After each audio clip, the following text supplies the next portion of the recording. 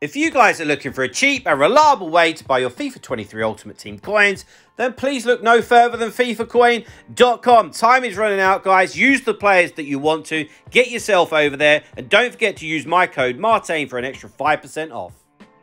Hi guys, Martin88 here and welcome back to another FIFA 23 video and the start of my End Games Tactics series in July. And today is the first one that we're going to look at is going to be the 5-2-1-2, which is a formation that I have liked quite a lot over the years. So 5-2-1-2 is very much a formation for me that I use as a secondary formation, but it does work well, okay? It gives you a lot more solidarity at the back.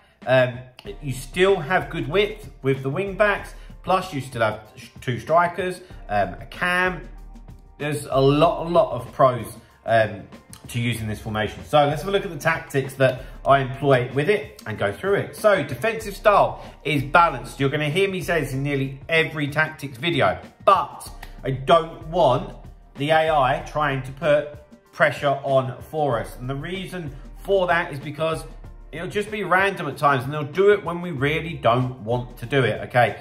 And we can put pressure on ourselves. And again, I'm going to repeat myself a lot over these videos, but right stick switching, okay? Second man press and your own anticipation. Those three things can create a lot of pressure on your opponent, so use them. If you're really not at the point where you're able to do that, then you're better off just sitting back and staying in position, to be honest with you.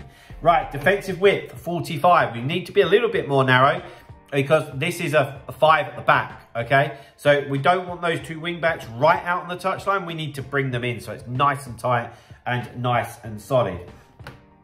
Defensive depth, 60. I feel like that's quite important, okay? In this formation or with any 5 back, I feel that you can be too much of a sitting duck and literally just waiting for them to score. And that's not how we want to play FIFA. No, we don't just want to sit back and try and counter someone over the top through ball with Mbappe. Yes, we want to be nice and solid, of course. But having that 60 depth will help us take it to them a little bit, you know? Right, build-up play, balanced. Again, you're going to hear me say this a lot. Like balanced because it just gives us all the different options. We want to be able to go short. We want to be able to go long, fast, slow, all that good stuff, because that keeps your opponent on the back foot, keeps them thinking, keeps your variation going, and it will help you an awful lot.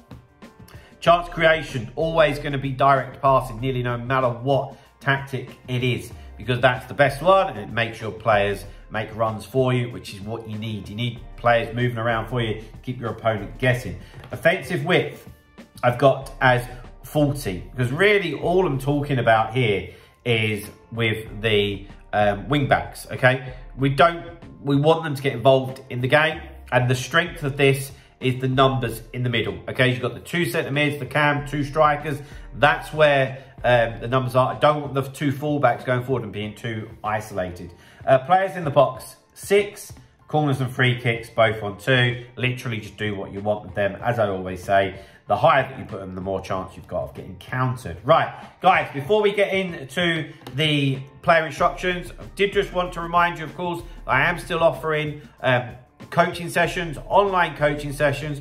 So if you are still looking to improve at FIFA or you want to get sharp, ready for the next game perhaps, then please get in touch with me. My email address is martinfifa88@gmail.com. Loads of you have done it over this FIFA, which has been great, but there's still time for you to improve, so get in touch. Right, the 3 at the back are stay back while attacking, okay? Now, of course, the way that you're looking at this setup, not necessarily they're the right players for that position, but for me, it's quite a secondary formation that I would change into, and you need a secondary formation, so sometimes this will happen.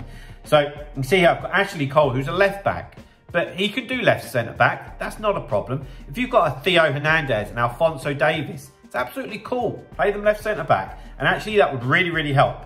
It would be nice if your left centre back and your right centre back are more ball playing centre backs and quite comfortable on the ball, because they can take the ball out for you and you could then trigger the runs of the wing backs, which is going to help you in attack because it will give you more width, more players going forward. Right, into the two wing backs. So I always seem to have one that's a little bit more defensive, one that's a lot more attacking. So Balak, here's the new Balak shapeshifter. We're at time of recording, it's new.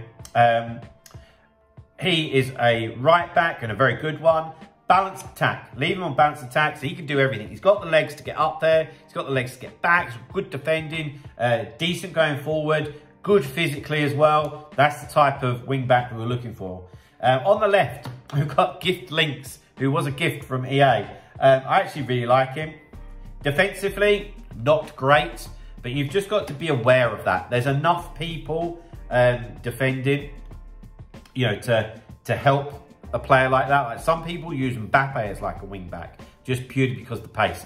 And Links has that, okay? But just be aware of the defending if you've got somebody like that. But again, they're both on balanced attack. So when we're going forward, you know, they're going to get forward and provide that width for us, which is what we need. Into the two central midfielders. So I've got Declan Rice here, who I do want to change. I would add that. And David Beckham. Team of the Year icon, David Beckham. I'm this close to completing the SBC. That's why the loan's in here. Same thing for Zola.